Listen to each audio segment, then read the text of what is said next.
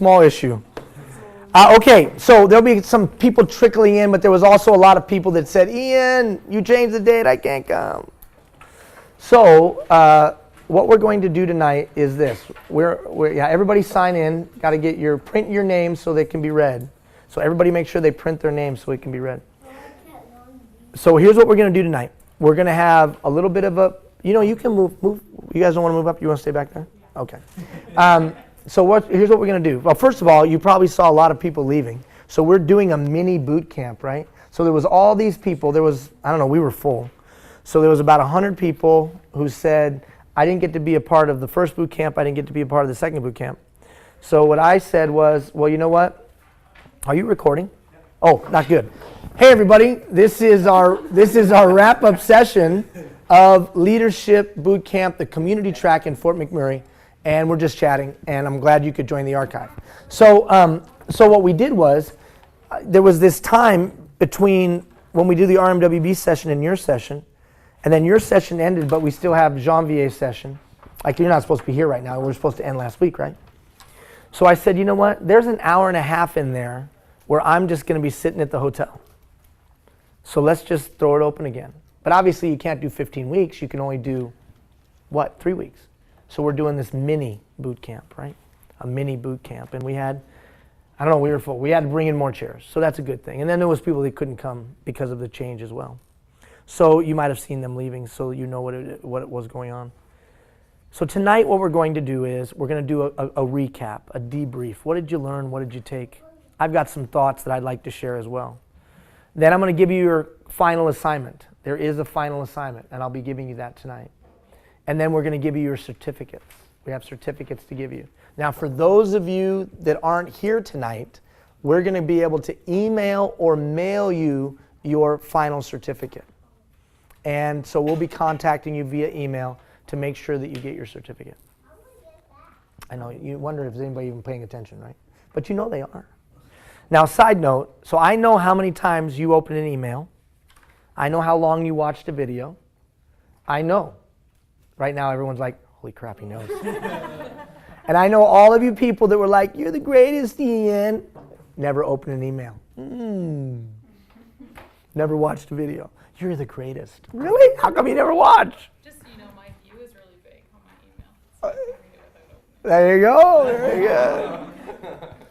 How many of you know the words of a cheater? Anyways, yeah, that's right. So here's the thing. But the defining, as we've talked about already, the defining is that, you're one thing. Then there'll be a final assignment tonight, and we'll talk about that in just a moment. And that final assignment, you don't turn in.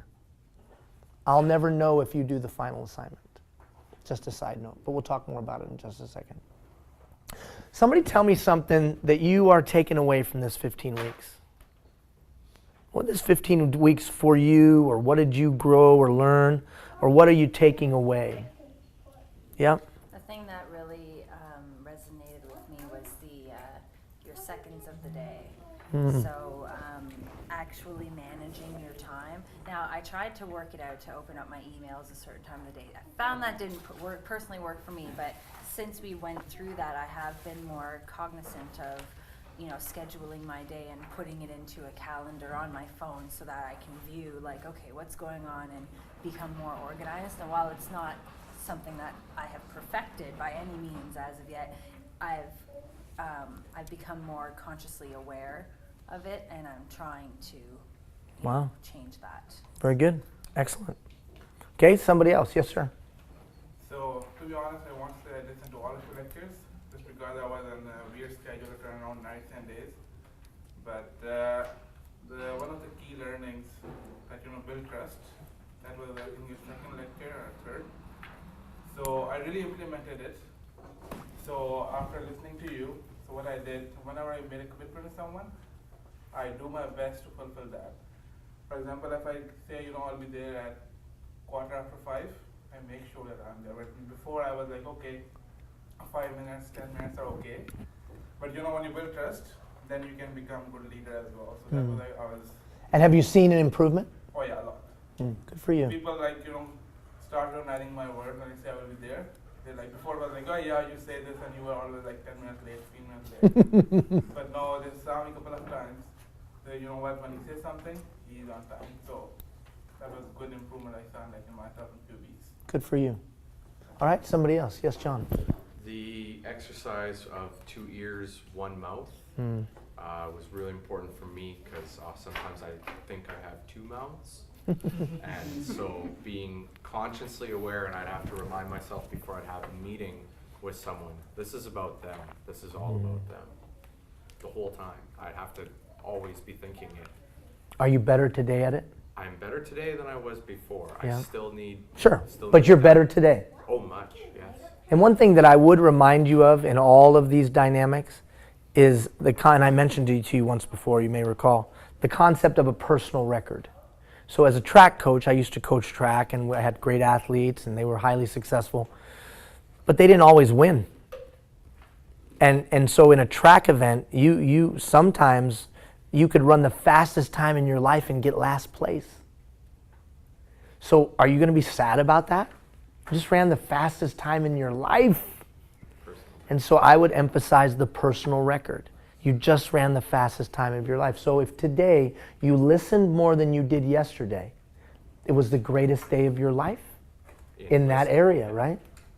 So I would suggest when we talk about sustaining the momentum, to establish the concept of personal record.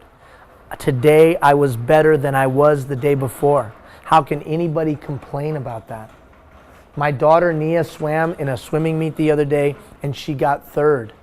She was very distraught because it's the first time she hasn't won the winner's medal or the winner's ribbon. But she was literally a second faster than she's ever been in her life. Hey, no crying, no being upset. You ran faster than you ever, or swam faster than you ever had in your life. The concept of a personal record. And I think that is an important learning that I hope that you'll take away. Just continue to be. Can you imagine if every day over the next 365 days you got better at something? Are you kidding me? I mean, think about that. Think about the power of that, right? Incredible. All right, somebody else. Something you're taking away. Yes. Mine was a lot of the value of the people and the networking and getting to know everyone around you because you don't know who they are and who their contacts are, and then not being afraid to ask because some of the most ridiculous things you may think you're asking for.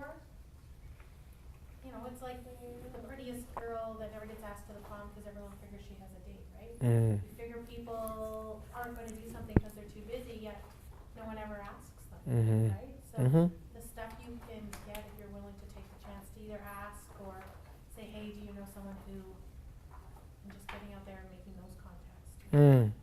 There's something powerful about empowering another human being by saying, will you help me? Because that implies that I think enough of you that you have something to offer, right? All right, anybody else? Something, yes. I took away when you were saying to look at something you're not as good at. I have a tendency to take too much on myself and not delegate it.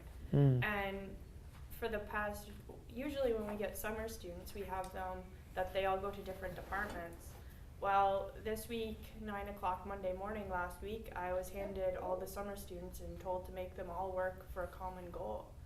And for the past 2 weeks, we've cleaned, we've moved stuff, we've done everything. And one of the summer students looked at me after all the flooding happened and we got all the stuff out in time and it was all organized, etc. Well, some other people had a say, but I had the main control of it. And she's like, you know, without you, that would have never gotten done. She's like, you are such an asset to that place. It made me feel good because I've only known these kids for a couple weeks and they all are there working under different people, but they thought enough of me to actually say, you know, you did really good. That's awesome. Very good. Very good. Anybody else? Yes, sir? So what I learned is that the resources is not important to getting work done. So that's the thing I like it. The resources is not important to getting work done.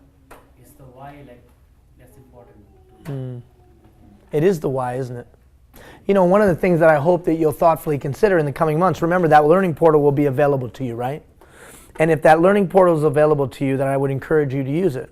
And one of the reasons I would encourage you to use it, is to help you connect with your why. It's the concept of a monument. You know, we establish monuments. We used to establish monuments in our communities to remind us of a great victory or to remind us of a time that we overcame adversity. We would look at the monument and we would say, look, we were able to achieve, or we were able to. And so reminding yourself of that why can be a motivator. So for me, maybe you guys have noticed this thing I wear on my wrist, right? This little bracelet. Come on in, my man. This thing on my wrist. Does anybody ever want, I don't know if I've ever told you, does anybody know what that all stands for? You ever see those letters? So it says, what do those letters say? Your family, isn't It is my family. IGNNKK. Ian, Gina, Nia, Nadia, Cassie, and Kian. So that's my family. Well, why is it on your wrist? Well, it's on my wrist because I need to be deeply connected to my why on a regular basis. And if you take it off, so on one side, IGNNK to remind me of my family, and on the other side, Give my best. yeah, give my best. Why? Because for the longest time, I lived for myself. Because every day, when I was in the casino industry, every day I lived for myself. Every day I tried to find what I could get for myself. Money, girls, stuff, things. Who was I going to meet today in the casino business that I could enrich myself, enhance myself, pleasure myself, all that kind of stuff. And I realized when I got married that probably wasn't the greatest way to live your life. Especially since my wife looked at me and said, that's not the greatest way to live your life. And I realized that I needed to change. But my monument, it was so deep, that way of life was so deeply ingrained in me, I had to have something that literally reminded me moment by moment. So you have to remind yourself going into every meeting, moment by, I have to literally have something that can remind me moment by moment, because I can become that self-absorbed and that focused on just feeding me and my ego and my stuff. So I only give you that very personal, overt example to say sometimes we have to have something that we regularly connect with our why. So connect with our why. So whether the learning portal or a picture or a bracelet or a poem or a song, if you're going to sustain any of the momentum that you created from this exercise, you better have some strategies in place to sustain the momentum. So when we talk about continuous improvement is about have strategies in place. Remember when we first introduced continuous improvement, all you guys are like, oh yeah, I've heard of that before. Oh yeah, Deming. Oh yeah, I've heard that. And yet, we don't continuously improve. Our organizations don't continuously improve. And our communities don't continuously improve. Why? Because we don't make it intentionally a part of our being. Kaizen, that cultural dynamic within the Japanese culture, it's a part of their being. Who they are as a culture. So we got to make it part of us. So yes, connecting with that why. Bracelet, picture, music, song. I don't know what going to the portal once a quarter, going to the portal once a month. I don't know. How are you going to sustain the momentum? That's a strategy you could utilize. Somebody else, something, yes. How difficult it is to continuously keep that change? Yeah. That's what brought it on, what you've just said, to sustain it. Yes. Because it's one thing, over the last 6 weeks, it's one thing to say, yeah, I'm going to change this. And then you keep going for a week or two, but then you start to fall back and you get back. You know what I mean? Yeah. It's I found it personally very hard to keep the change and keep going. So, the dynamic of the world, I would suggest to you, the world intentionally works against us. Ian, is that like a conspiracy? Well, I don't know what it is. I just know this. I know the world intentionally works against us trying to change and improve ourselves. Everything that we get bombarded with on a regular basis bombards us through fear. Wait, what do you mean, Ian? Just follow me here. The toothpaste commercial tries to get you to buy the toothpaste because you're afraid of what everyone's going to think of your teeth. The clothing ad tries to get you to buy that piece of clothing because you're afraid of everybody's going to think about what you wear or what you drive. Am I right or wrong on this? So much of what we get bombarded with is a fear-based. We watch news that is really based in fear. The murder, the killing, Isn't it funny? We talk about how much we're against violence, and yet what are the most popular shows? They're shows that are rooted in some kind of dysfunction or violence. Dysfunction, yeah. These reality TV shows, how many of you agree with me, rooted in dysfunction? And we watch people's lives imploding. So much of this is just rooted in fear. So the world, it works against us to improve. So we have to create strategies. So remember that last page of continuous improvement. The first thing was, what are three things that I could do to help me continuously improve? Okay, this summer. This summer, my kids and I, just a silly example, but it'll make the point. So every week, one of us in the family grabs a play of Shakespeare. We hand out parts to everybody in the family. The following Sunday, we have to act out that part of that scene. This week, we're doing Midsummer Night's Dream. I'm Oberon, the Fairy King. I am. I'm Oberon, the Fairy King. That's me. That's what I'm going to do. And next Sunday, I literally have this, I have to read. Now, you don't have to be a great actor, but you have to read it. You have to learn what the story is, and then you're going to read it. Why? Because my kids, little Nia, little Nadia, maybe not as much yet can, but someday can, they're going to know the classics because we're going to continuously improve. Is it creativity? It's creativity. Is it fun? It's fun because they're going to watch their dad act like the Fairy King. Are you kidding me? It's going to be hilarious. And then a kid will pick, and every week, moving in through the summer, we'll do that. So, what are three things that we can do to continuously improve? We're going to do something on a weekly basis to continuously improve. So, give me some ideas of three things you could do in the coming weeks and months that would keep this momentum. Three things you could do to continuously improve. Somebody. Yep. I can ask the people who I'm accountable to hold me accountable. Okay, you can develop some accountability partners. Okay, you're gonna proactively and intentionally reach out to some people and say, hold me accountable. Okay, that's a great step you could take. Somebody else, what is one of three things you can do?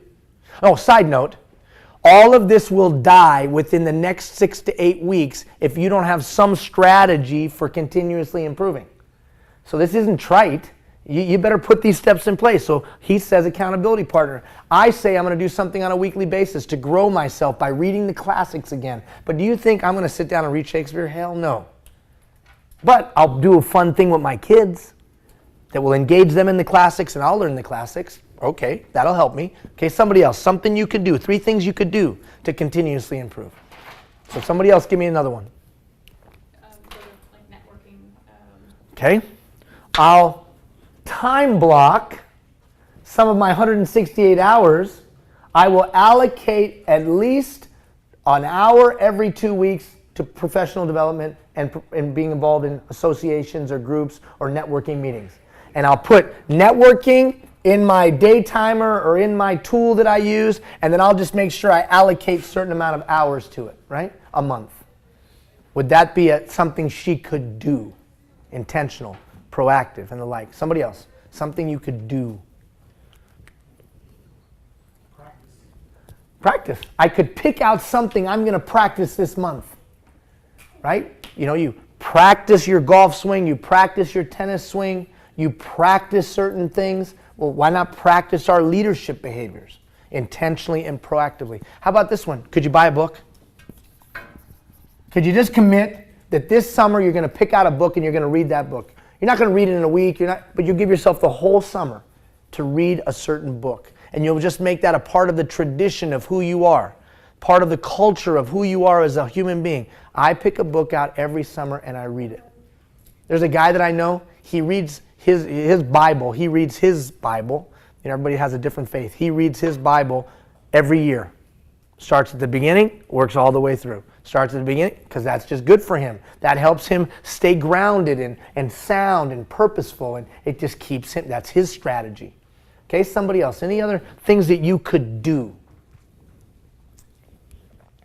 Okay, how about this one? Next one. Number 2. Who are 3 people that could help me continuously improve? So who are 3 people that could help me? Well, do you mean mentors, Ian? Well, I guess you could use that word. You could use the word mentor. You could use the word guide. You could use the word friend. You could use a lot of words. I'm just saying this. 3 people. Now, do they have to be superstars? See, that's what we always say. Oh, yeah, I'm going to find a mentor. Let me go find a mentor. And then we search for this iconic mentor. Oh, if I could just meet the CEO and ask him if they would mentor me. Well, guess what? The CEO ain't mentoring you. And that's no offense to you, but he ain't mentoring you and he ain't mentoring me. So what I would suggest that you do is look at the areas where you need to grow.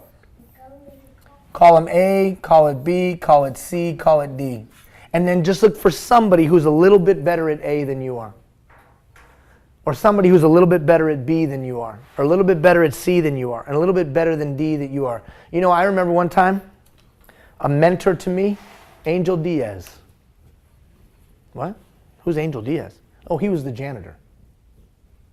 Yeah, he was the janitor. That's what he did.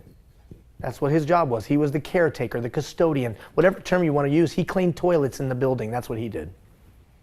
Well, what was he so good at? He was amazing at making people feel special. He was amazing at it, man. I mean, amazing. And I said to myself, that is a quality I want to get from Angel Diaz, man. And let me reach out to Angel Diaz and see if I can figure out how Angel Diaz can mentor me in that. Because he was better at it than me. So if you find another human being that's better than you, couldn't they be your mentor, yes or no? Forget about their station in life. Forget about their title. Forget about all that. They're just better at you. They're better at it than you. Dang it. Just admit that. Come on in, brother. How you doing? So, 3 people that could help you. You don't need to give me their names, but you need to identify that thing. Because the ideal mentor just ain't out there. The ideal mentor ain't floating around.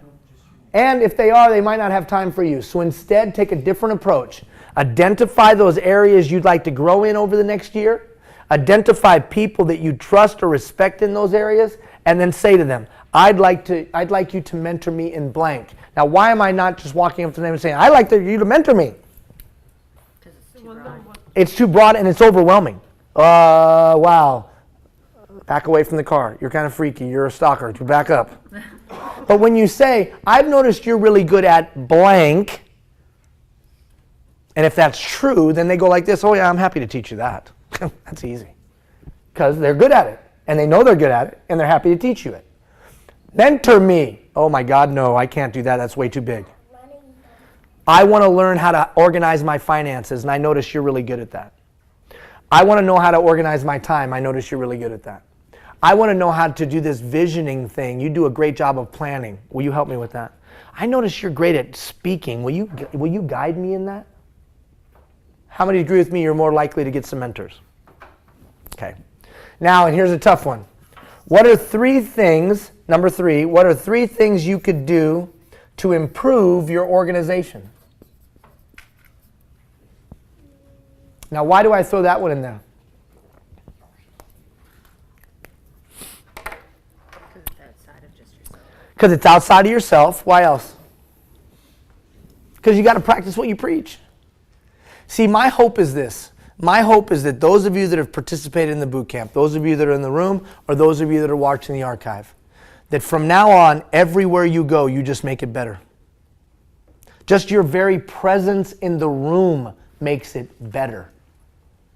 Just the fact that you're there, your enthusiasm, your energy, your excitement, your brainstorming, your systems thinking, your capacity to change the environment, your ability to be a catalyst for responsibility, the way that you can engage the engagement approach to planning and facilitate a dialogue.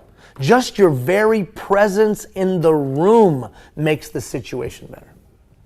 That would be my goal for you, because then I've done an okay job. If you have that, and I know for me, I just want to make, if I'm in the room, it's going to be better. Now maybe it's going to be better just because I have a kind word and encouragement. We can do it. Or maybe because I do throw out a great idea. Or maybe just my very presence in the room is because I can say, you know what, I'm going to tell you something, man, you got some talent. But what can I do? Just my very presence in the room will make it better. It's funny, I mentioned a moment ago that we all have our own faith. We all have our own traditions. the faith belief system that I come from, my wife come from, that's what we believe our faith calls us to, that we're just better. Just being in a community, we'll make the community better. Because if we really believe what we believe, it'll just make it better. Just our very presence. We'll be philanthropic, we'll work hard, we'll lighten your burden, we'll just make it better. Well, why? Well, just because that's who we are. Now, I don't know about your faith, my faith, I don't care. I just know that that's what we talk about in our house. My little Nadia, she just started this thing called Helping People Everywhere. Helping other people everywhere.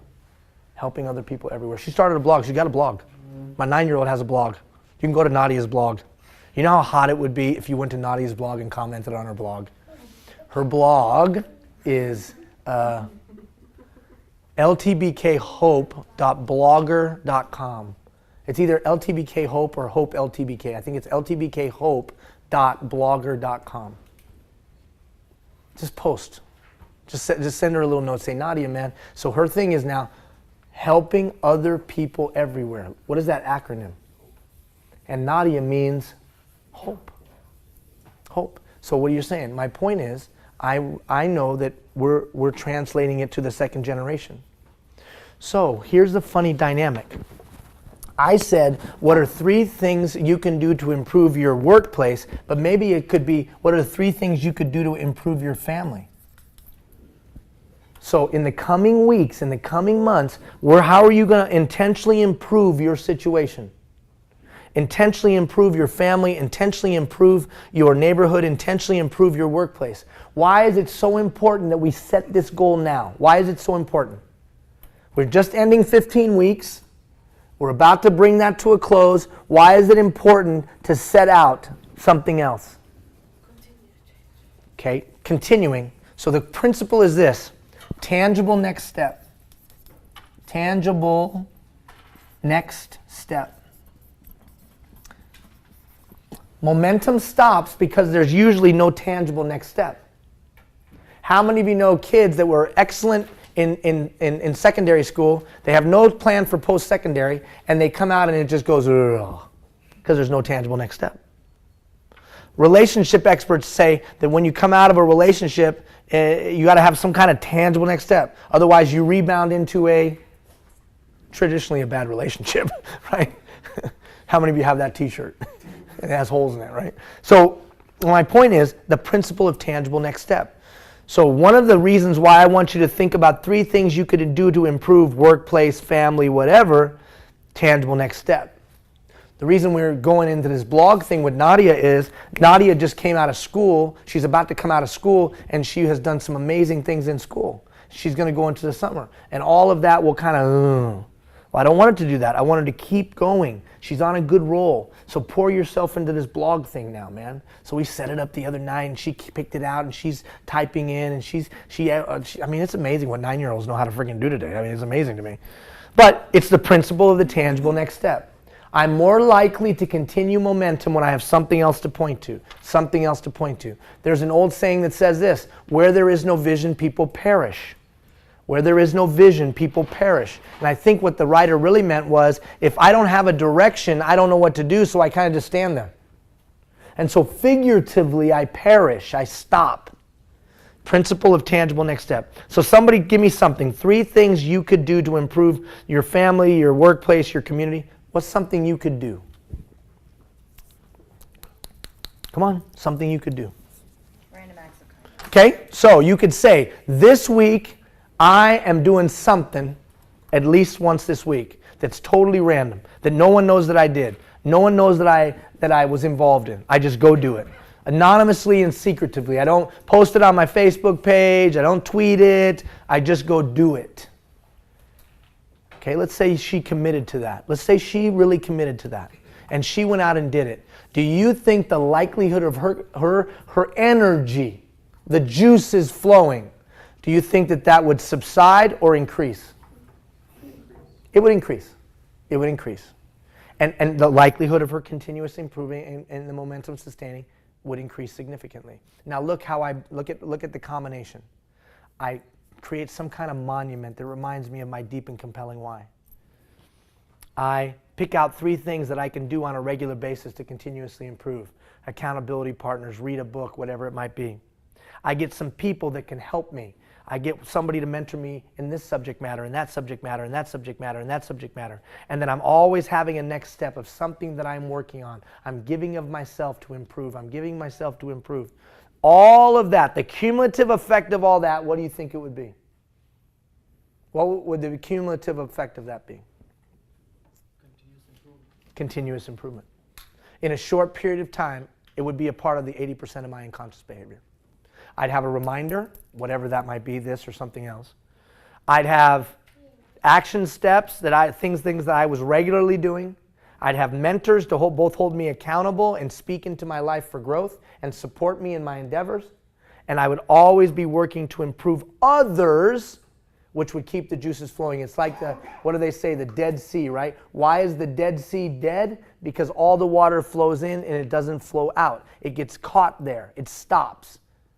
Stagnant water kills. So we don't want to be stagnant water. We want to be pushing the water out, pushing the water out. So as I learn, why are you laughing? The metaphor? Okay. We want to do what's a better terminology? Not pushing the water out. I want to be flowing. That's not good either. None of it's good. Forget about the water analogy. I want to be giving of myself to someone else. Plan B. That's right, plan B. So, but this is an important principle. Let's say you came to boot camp and all you did was take it in. If you didn't ever give it away, you would become stagnant. So this is the final thing that you could do. You could commit to taking something that you gained in boot camp and teaching it to another human being one thing a month. Gathering a group of kids together and teaching it. Or gathering a group, a nonprofit together and working on it. Or you could go to a local elementary school and share it. But taking one of the videos or one of the principles or one of the ideas or something that resonated with you and going and giving it to another human being. Let me ask you, how much did you pay for this? Nothing. So it was freely given to you. You have a moral obligation to freely give of it to someone else. It was freely given to you. You had nothing to pay. Nothing. And how long will you have access to the portal? Forever. Are you kidding me? Seriously, are you kidding me? Forever? So, the only thing that I ask in return is that you will take and go do something with it. So one of the tangible next steps, one of the things that you could do would be go teach it to others. The cumulative effect of all of this is that it's an effective, powerful strategy against a world that is powerfully reluctant to you changing. And would you agree with me, it takes this multi-prong approach, yes or no? And one of the reasons that people don't continuously improve is they look at this strategy and go, wow, that's a lot of work. And yes, initially it will be till we make it a part of who we are and what we are. Okay, change gears now. I want to talk about the final assignment. Somebody tell me something, and will you close that door? Somebody tell me something that breaks your heart. Well, let me ask it this way. Do any of you know somebody in town that's hurting? Raise your hand if you know someone that's hurting right now in life. Going through a tough time, going through a rough time. See? Do any of you know of a situation in town that really makes you sad? Really hurts you or pains you that people are having this challenge or difficulty or whatever? Or is there something you'd like to see be better? If all of you have one of those three things? Okay. Now the funny thing about the boot camp is we've given you some tools to do something about that, haven't we? Haven't we, John? Yes. We have. So instead of, or on top of giving you some tools, I'm going to give you some money. Now this is my money. This isn't the RMWB. I didn't go to ask RMWB for a check. This is my money. Straight out of TD Bank, my money, out of my account. And the Minister of Finance did not give approval for this, just so you know. Now who's that? Gina Hill is the Minister of Finance, not Jim Flaherty. So here's what I'm going to do. I'm going to give you some money. I'm going to give you some money because I'm going to expect you to go do something about it. Now, this money, I don't care what you do with it, but you've got between now and next Friday to grow it. You got between now and next Friday to make it more. You got between now and next Friday to take it and double it, triple it, quadruple it. I don't know, and I don't really care. It doesn't matter to me what you do with the money. But you told me that you knew of somebody that was hurting, and I expect you to take this money, my money, out of my bank, and I expect you to go take it and do something with it. I expect you to take it and grow it. Now you say, Ian, how am I supposed to grow this? I don't know. You're a leader. You figure it out. I have no idea what you do with it. Maybe you'll go buy some product. Maybe you'll take your money and you'll go buy some product and you'll sell that product in your workplace. Maybe you'll take it and go buy some materials. Does everybody have some money? Everybody got money?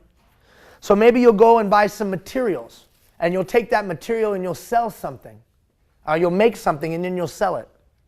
Or maybe you'll just post a blog. Maybe you'll put up a blog and you'll send it out to all your friends and say, make a donation to my PayPal account because I've got this money and I've got to grow it. So the challenge is to take everything you've learned in the last 13 weeks and engage it in a singular activity. Well, Ian, this would be great, but I'm really too busy right now. This is really an inopportune time. Well, wait a minute. You told me you knew somebody was hurting. You told me you knew somebody that was in pain or was in difficulty. And I asked you to do something about it. And you said you wanted to do something about it. Well, now here's your opportunity. Real money, a real investment in you. What have people done in the past? Well, last boot camp, we had people that took $5. Like Ross, how much money did you get, Ross? $20. And how much did you grow it to? $660. $660. 9 days. In 9 days. 9 days. He took $20 and grew it to $660. Now watch this. He has no idea what's going on, right? He's going to be like, what in the heck? You get money and I get them to sign in. That's right. You'll understand what it is in just a second. Listen now. We had one girl, high school girl, took $10 and grew it to $1,000. Here's what she did. She took her $10, she immediately bought bottles of water. She sold them the next morning in the foyer of her school. She took that money and bought supplies and asked her vice principal if she could sell it at the basketball game. She bought candies and stuff. And then they had a basketball tournament, ironically coming a couple days later, and she ended up selling all that stuff, $1,000. She took her little amount and made it more. Why am I having you do this exercise? Why am I having you do this exercise? So you don't get lazy. Why else? Yes? To make the most of your resources that you have. Because leaders know how to make the most of the resources that they have. Why else? Why else am I giving you this exercise to do? To help the person who's hurting. Because leaders help other people who are hurting.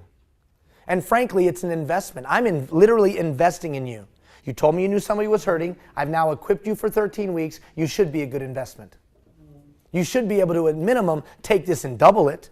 You should be, at a minimum, be able to come up with an innovative and creative way to triple it. You should be able to act as a catalyst for responsibility, having built trusting relationships with other people, being able to influence a situation and marshal human capital. You should be able to do that. We talked about it for a week. You should be able to. Why didn't I give you all the same amount of money?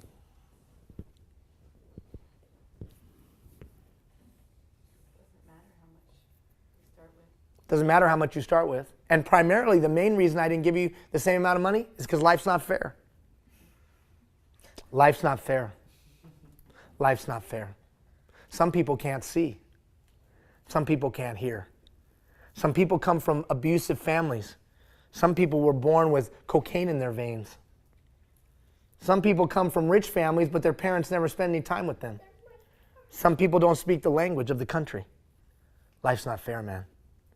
But you know what? Every one of those situations I just described were situations of individuals that have done more than any of us in this room will probably ever do.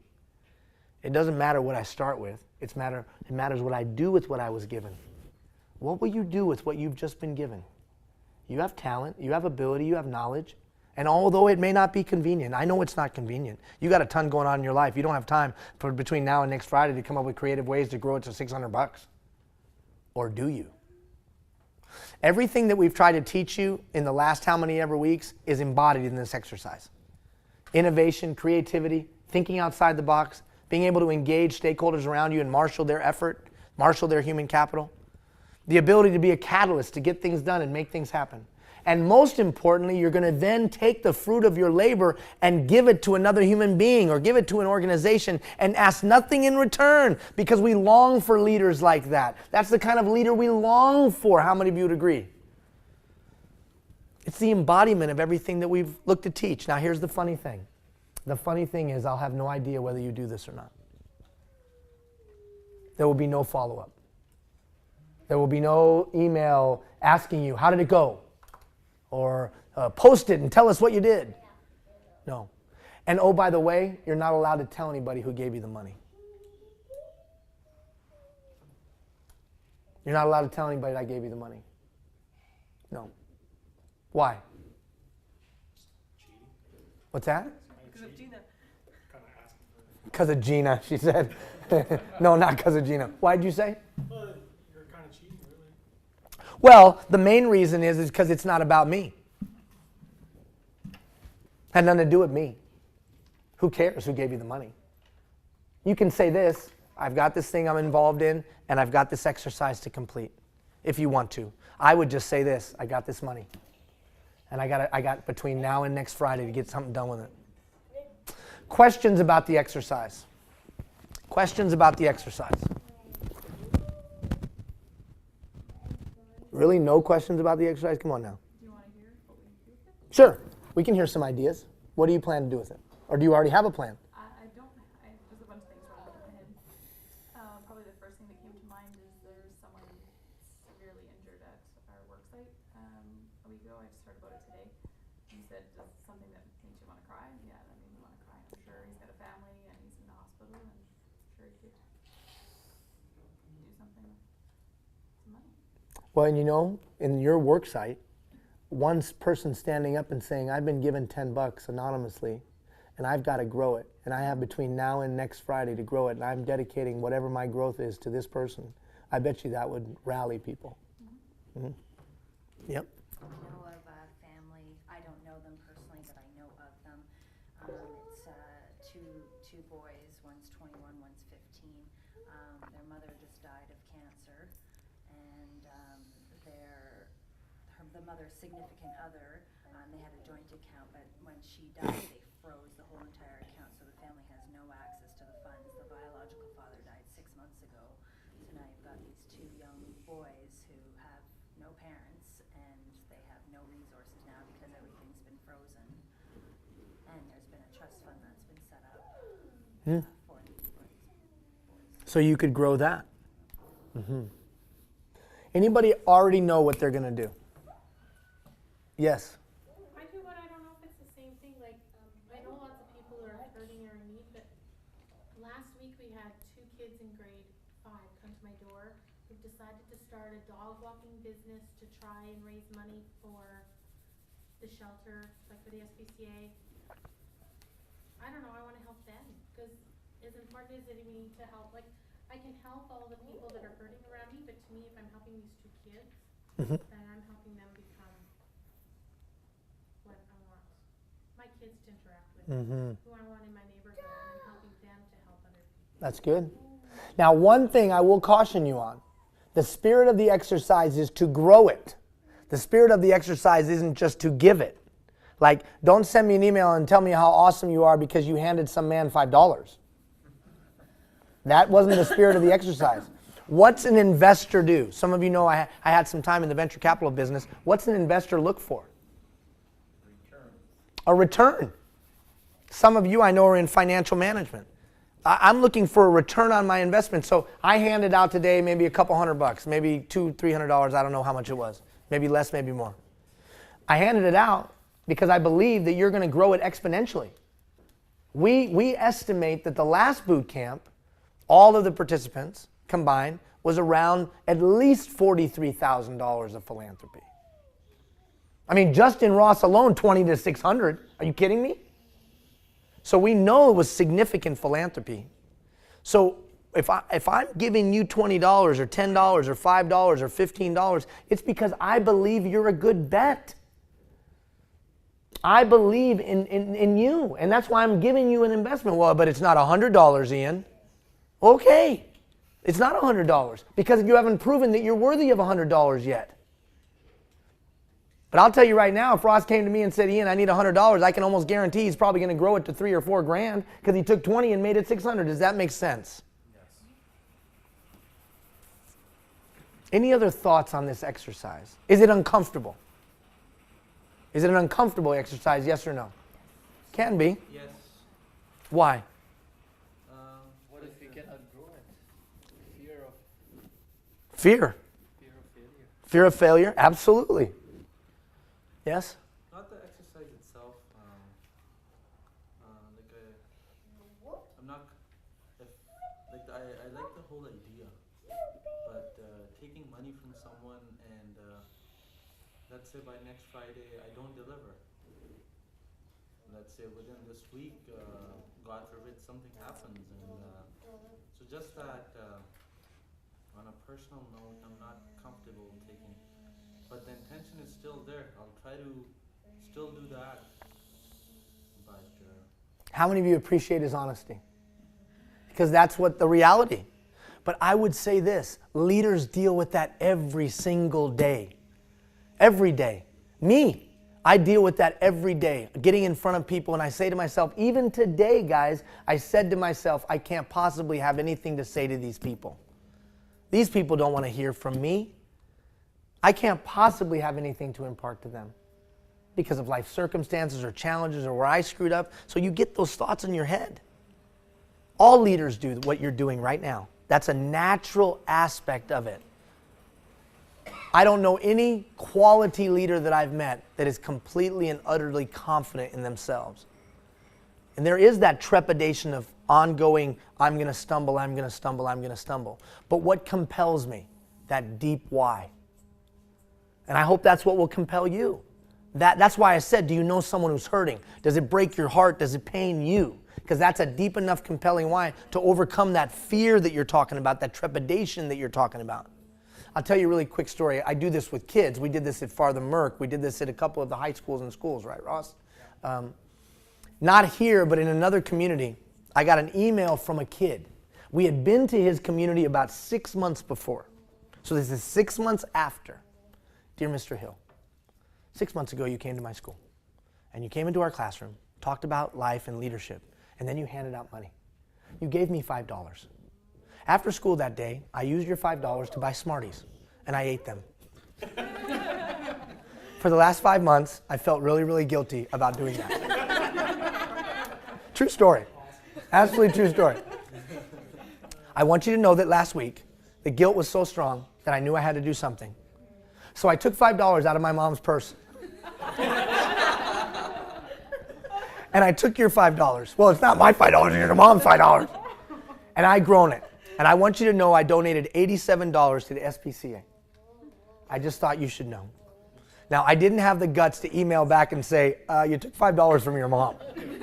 Because how many of you know this is kind of a trail of challenges to come, right? But I just applauded that he did it. What's your point in sharing that story, Ian? That even if you don't do something with it, it'll eat on you. It'll eat on you. I had a guy from the last boot camp that emailed me recently.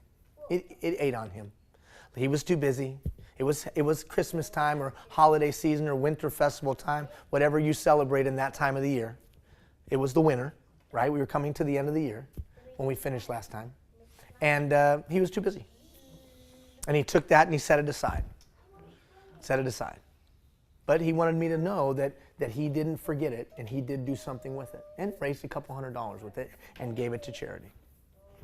So the simplicity of this thing is this. I'm giving you a tangible next step, an immediate opportunity for victory. And even if you double your money, how many agree with me? If you can go around doubling money, you're going to do pretty well in life. Yeah. Maybe you're not going to be Ross, 20 to 600, but you'd surprise yourself. I challenge you. You got 400 or 500 Facebook friends, I challenge you. Just post. I got $20. I got to grow it. I got till now and next week to grow it. Who's in with me and match my $20? I'll even come by your workplace and pick it up. I'll come by your house and pick it up. You'll be surprised. How many of you know you'd be surprised? Because this is the kind of thing. We're a user-driven society. It's authentic, it's organic, it's real. You tell that thing you're going to give the money to, and you got to do this crazy exercise, and people get fired up around it. If you're enthusiastic and you're energetic and you evangelize the message, all of a sudden the next thing you know. Or you can do this. Be paralyzed in analyzing the thing to death between now and next Thursday. And pick it apart and parse it down. And, well, maybe I could do this. No, maybe I could do that. No, maybe I could do this. No, maybe I could do that. I don't know, I could do this. And oh my God, it's too much. Why did he have to give me the money? I knew I shouldn't have come that night. I could have just told him I couldn't come because of the flood. Right? Exactly. Any other questions about the exercise? Okay. Well, yes, sir. If we're so inspired, can we go past next Friday? Well, yes, of course you could, but the advantage of putting a deadline is it forces you, it creates some urgency, right? So, just do the best that you can till next Friday. Now, if you want to go past that, then that's up to you, right? But the time frame that I've given is a time frame that we've given to everybody, and it would kind of give you some, it gives you some benchmarking. For those of you that are motivated by those kind of things, the benchmark of Ross is 660. So if you want to be better than Ross, 661. You might even start a website. Be better than Ross, 661. And then 661, and then you're just the thermometer to 661. You're trying to get there because he set the bar. 200 to 660 guys is pretty strong. And what did you do with that money, Ross? 4 people who were going to Ghana, students, got $75 each to do something special at school, and the other $300 went to a social agency. So imagine Ross saying to 4 students, because there's 4 high school students going to Ghana, he took $75 each to kids you don't know, do you? Not really. No, cursory. And 2 of them you don't know at all. Really. When we had our lunch 2 weeks ago, I told them, and one girl said, "You did what?" Right. I've never heard of this. And then the lady has said, "Oh, I think I heard this from my mother." So here's Ross giving to somebody and helping them get to Ghana, have spending money in Ghana, or be able to pay for their flight to Ghana. How cool is that, right? Well, what should I give it to? I don't know, and I don't care. You could give it to Ghana if you wanted, if that was compelling, but just make sure it's something that's compelling to you, something that means something in your heart. I've seen some pretty crazy things. I've seen products made and sold. I've seen websites set up. Frankly, I've seen money combined and events put on. I've seen some pretty crazy things. What's the most ever? Colleen Edwards, Pensacola, Florida, $33,000. True story. Colleen Edwards, Pensacola, Florida, $33,000. Where did it start with? Because she, in her situation, I mailed it to her because the participants were all spread out across North America and they got it in the mail. And so she got her $20 in the mail. She went immediately the next day to a meeting of a court-appointed advocates. So these were ladies that volunteered their time to be with kids when these kids' parents had to go to court. So maybe they were in an abusive situation or they were in these situations and their thing was to support the kid. They were the only person in the dynamic that was advocating for the kid. And that's what she volunteered to do. And so the problem was oftentimes these kids would come to court in the morning and they wouldn't have had breakfast. So these court-appointed advocates were always pulling money to buy from the little coffee thing there to buy muffins and stuff like that. And they said, well, what if we just had a refrigerator or if we had a pantry, we could just give them breakfast. So their goal was to raise money for non-perishable food items, breakfast food items. So she takes the 20, comes into this women's group, and they raise like 1,000 just with the group because they're all business people in town, right? So they all just start writing checks. And then one lady worked for a subsidiary of Trump Corporation. And she said, I'm on it, and started making some phone calls. And literally 9 days later, a 40-foot transport truck of vitamins and non-perishable breakfast items shows up, donated by Trump Corporation. That lady's, Colleen Edwards, $20 grows to $33,000 of value of these breakfast items. So I don't know what you're going to do. And how many say that's amazing, isn't it? True story. And did that have anything to do with me? It didn't have anything to do with me. She just took the things we talked about and started rolling. Okay, so that's the exercise. I will not ask you. I will send you a note encouraging you, but I will never ask you. Now, if you want to send me an email and tell me what happens, awesome. I'd love to hear it. I always love to hear the stories. But you will never be followed up on. I know this, though. Our paths will cross sometime in life. And you'll be in the Toronto airport, and I'll be in the Toronto airport. And you'll look over at me like this. Oh, my God, don't make eye contact. Or you'll do this. Ian! How many of you know one of those two things will happen? One of those two things. All right. We have some certificates to hand out. And Ross is going to help me. Ross is going to help me with these certificates. So Ross is going to read your name and ask you to come up, and then he and I are going to shake your hand, and we're going to make sure that we get a nice shot and hold you up here for just a second. Diana Noble. Come on, Miss Noble. Come on up. You can give her a round of applause. Step around here. Okay. Step around here. That way we can get a shot, get close to Ross. Just make sure we get a shot of it real quick. All right, there we go. Thank you. Very good. That way. Umar. Okay, give him a round of applause, Umar. Thanks, Umar. Thank you. Thank you, my friend. Good job. There you go. Turn around. You got to hold up the certificate that way. There you go. It's like the Academy Awards. Yeah. Okay, there you go. Good job. Thank you very much. And there. Come on, give him a round of applause. Hey. Thank you, my friend. Thank you. Come around here. Got the big polo. This will be a big advertisement for Ralph Lauren or whatever. We're getting a picture here too, but just look at that one. Okay, ready? Got it one more time, because I will raise my hand. There you go. Perfect. Thanks. Well done, my friend. Yeah. Oh, I just want to shake your hand. Now you can have it back. Okay. Good job. Nicole. Nicole. There she is. Yeah. Come on. Well done. Thank you.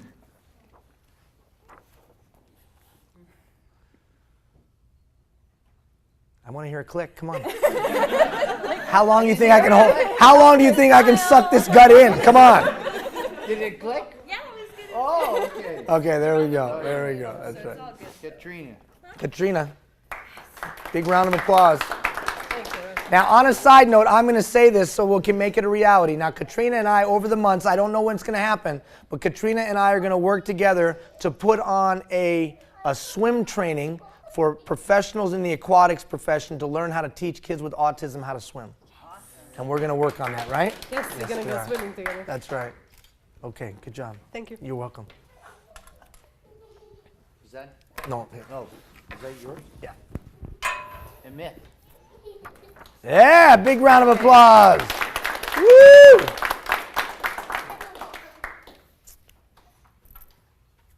There you go. Thank you, my friend. Oh. No.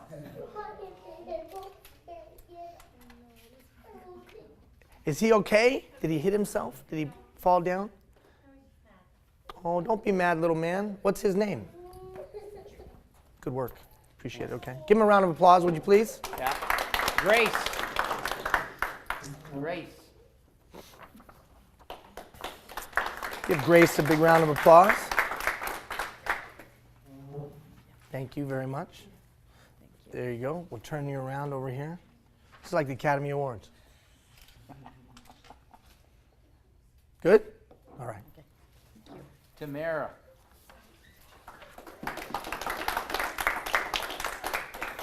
Clap for mommy. What's your little guy's name? Jacob. Hey, will you guys all give Jacob a round of applause? Yay, Jacob! Oh.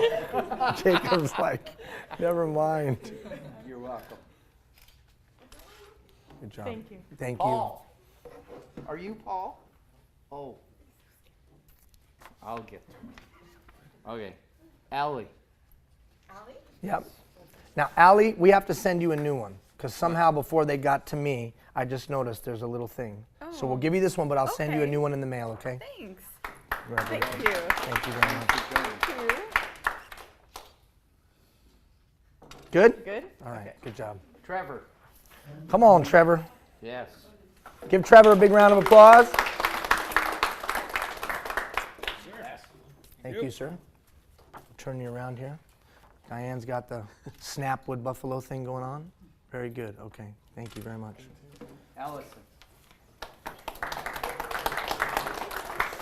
And Allison, I think you're of the same malady there. We got a little thing, so we'll send you a new one, okay? The same as you. The same little Just like Back me. issue. All right, good job. Congratulations. Thank you. John. Come on, John. Wow. Thank you, buddy. You're welcome, my friend. There you go.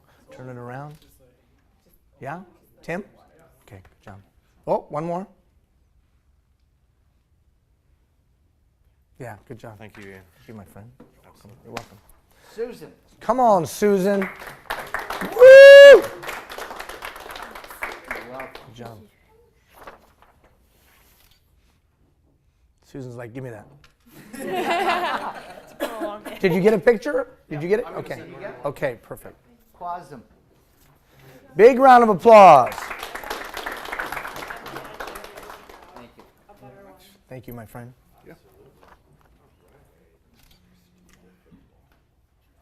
We good, Tim?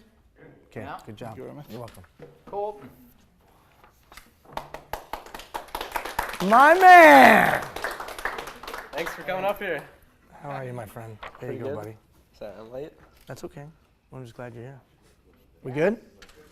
Good. Good job. Drake. The brothers! Yeah! Love it. Thank you, my Nope. friend. There you go. Come on, get close to old Ross there. Okay. Thank you, sir. And your name, sir? Keith. Yeah. We'll get Keith his right now because I know it's over there. So we'll get Keith his. All right. Before we get Keith his, some final thoughts. What are your final thoughts as we get to wrap up this thing and shut her down? Just a question, we'll get those pictures as well? You know what? Yes. Can you send me those? And then I'll get you the pictures. Absolutely. For sure. My man Jacob says, I got to go to the bathroom, dude. Get the door open as quickly as possible. No. You got to come up here. Don't just. You're good. You're as good as everybody else, man. Thank you, sir, very much. Thank you. Thank you. Thank you. You get a picture there? Thank you very much. Appreciate it. Final thought. Well, first of all, just stop for a second. We have to, don't come back up here. What? Just come up here. Okay. Most of you probably don't know what Ross does. So Ross's official title is Senior Economic Development Officer for the rural areas of the region. Now, what does that entail? That means his job is to go and cultivate, go and act as a catalyst and a convener to provide a better quality of life through the development of the economies. But that could include the development of education. That could include the development of a community space. That could be a lot of things. But the impetus is economic development. Have you seen him every time we've done this? Yes. Well, let me just tell you something. It's not within the purview of his responsibility. It's not in his job description to be here at night. It's not in his job description to shuttle me around every time I come up here. It's not in his job. It's not in your job description. It's not in his job description to run around and make sure handouts get given out or to make sure people get here and know how to come here and all that. He's in charge of rural activities. That's not here. He's here because he cares deeply about the region. He cares deeply about you as people. And it's just his makeup to give of himself to others. And I personally don't think he gets the accolades or the You credit. don't have to No, go just far. listen to me. Just take it. So I think it's appropriate to take a moment and understand how this whole thing got started. It got started because a guy said, let's do something. And then that acted as a catalyst, and that's how I originally came. So will you give him a round of applause, please? Thank you. Thank you. How many of you know the whole time he's like, just let me sit down, please, just let me sit down.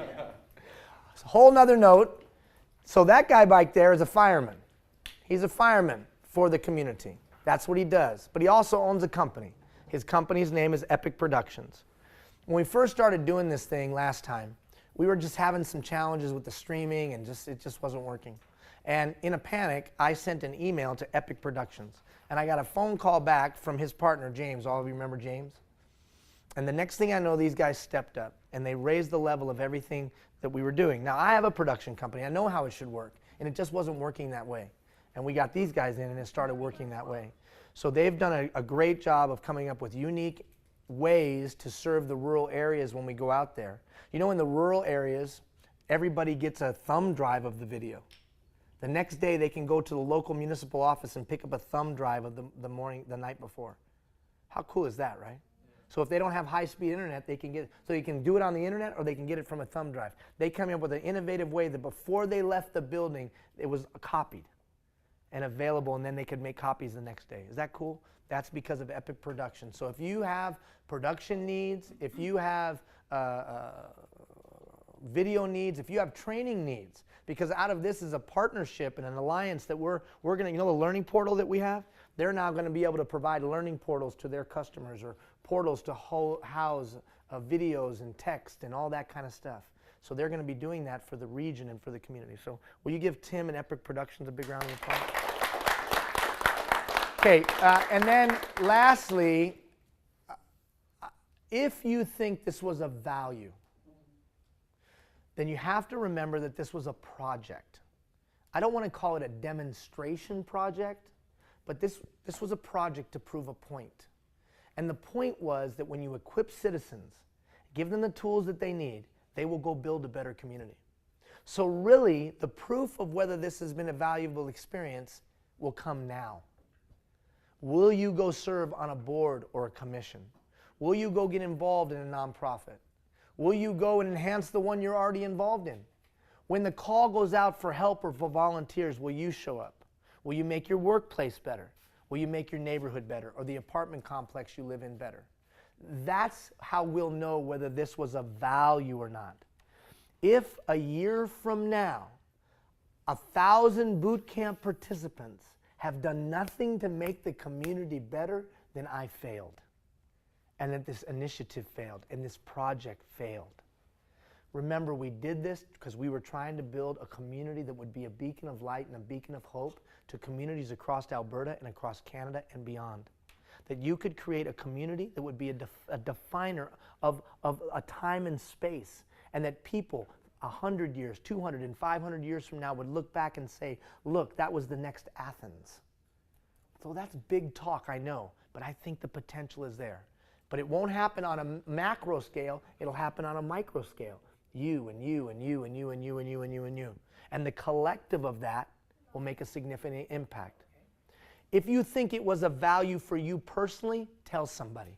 Well, what do you mean? Tell the mayor. Send a note. Tell Ross's boss that you think he's done a good job. Send it to Glenn, the CAO, or send it to a counselor. Because that's who you should be thanking for this. Because who paid for it? Who paid for it? So the municipality paid for it. So don't send me emails of thanks, and I appreciate those of you who have done that. Send them emails of thanks. What other city do you know in anywhere in Canada or North America or beyond that would pay for you to get 15 weeks of free training? Have you ever heard of that? No. No. So I appreciate the kind words, and I certainly share those with my staff, because it's not just me. There's a team behind all this. A team. But the people you really should be thanking are the people that footed the bill. And if you got one thing out of this, you should thank them. And if you got more than one thing, you should thank them. And you should thank them in two ways. One, send them a note or email, and two, go build a better community. If there's ever anything I can do for you, you just let me know. If I can help you in any way, you got an idea, you got an initiative, I'll try to do what I can to assist. And I don't just mean in the next 6 months. I mean a year, 2 years, 5 years from now. Now, I might not always remember you personally. I mean your name personally. But if you tell me your name and you remind me, I'll remember you. I'll remember. You just tell me a little bit about you. I'll remember you. And I'll try to do what I can to assist you and help you. I'm better for our times together. Your emails and your notes inspire me. Afterwards, you sharing your story or tell me what you learned or what you're going to do, that's been helpful to me. This last 15 weeks hasn't been an easy 15 weeks for us in my house, just because of little Kean and some stuff that's going on with him that continues to go on. But we all got our challenges. But I want you to know that you've helped me. You've helped me through that time when you've told me or you've shared with me something you're going through and how you're dealing with it. So I appreciate that, okay? Monday you'll get an email. Next Friday you'll get an email, and then we're done. You've got your money. Go out and do something with it. If I can ever help you in any way, you let me know. Have a great night. Oh, group picture. Where do you want to take it? Maybe just that's. Okay, she'd like to get a group picture for Snap. This is probably better. Okay, so come on over. We're going to take